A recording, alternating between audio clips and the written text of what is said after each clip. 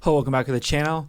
And it's game week, ladies and gentlemen. With the time this video comes out, it'll be almost 24 hours until the game of the year for the Lions, starting off the season. Detroit Lions traveling to Kansas City to Arrowhead Stadium. The spread is 4.5, over under 52.5 now. Both of those have gone down. 87 degrees, Kansas City, Missouri, 8:20 p.m. NBC kickoff special. The Lions, man. This could be a potential generational type game for Detroit. Not just the Lions, the entire city.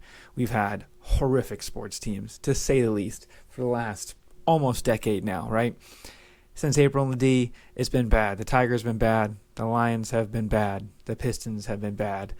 I mean, I joked in my 4 years when I was at college, I had one team make the playoffs, and that was the Pistons. Made it once. I was 1 for 16 with my 4 major sports teams. Think about that, okay? Now, you look at the Lions. They come in. They had a pretty good season last year. I mean, they started, 1-6, finished 9-8.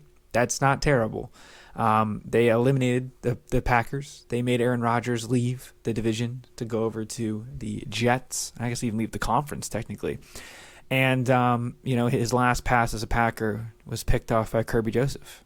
Lions went for it, had a crazy pitch play, went for it on 4th and 1, end the game, got it, ended the game, in the Packers stadium, end of their season. They went in for the Packers. Lions had technically nothing to play for, and they lost 2 draft spots, but who cares? They beat the Packers.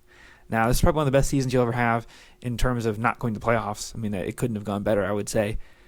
But that was last year, and now we're at now. Some beefed up on the secondary. The Lions secondary got much better in the offseason. It was a big problem last year. The defensive front looks to get better. Some confusion around Isaiah Buggs. Some things happened with him. But they'll have a good D-line for the game. Linebackers upgraded, obviously, with Jack Campbell getting drafted in the first round.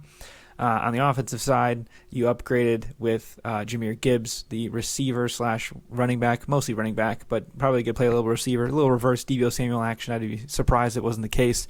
You add in David Montgomery as a running back. I think those are both upgrades over Jamal Williams and DeAndre Swift.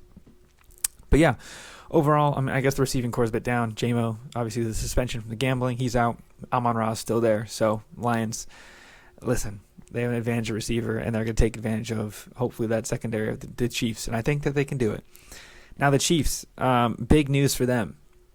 Travis Kelce got hurt yesterday. It looks like he's still going to play, but he's got a super swollen knee. He had a hyperextension in his knee. I don't know which one.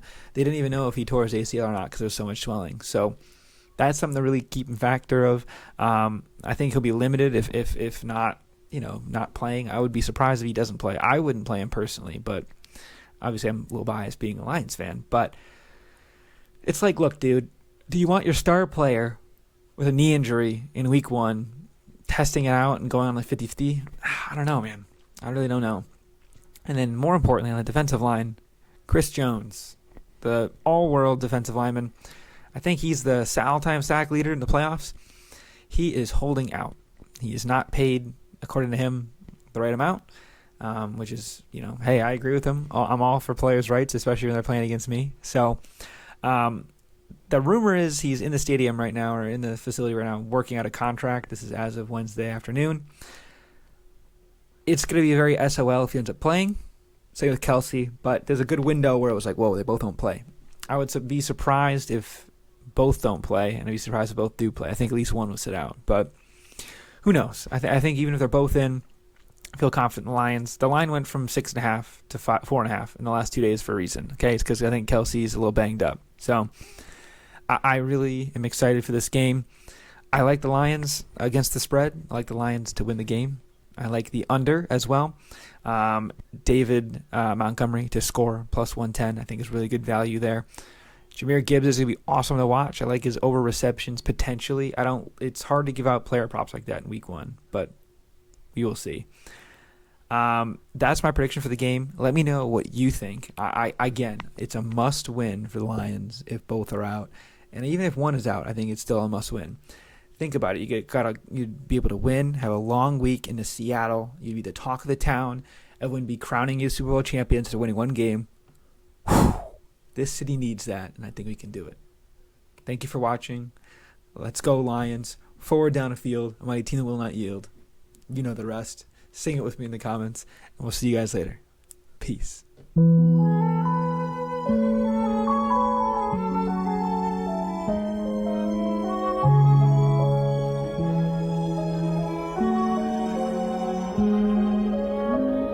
you know where you're going to? Do you like the things that life has shown?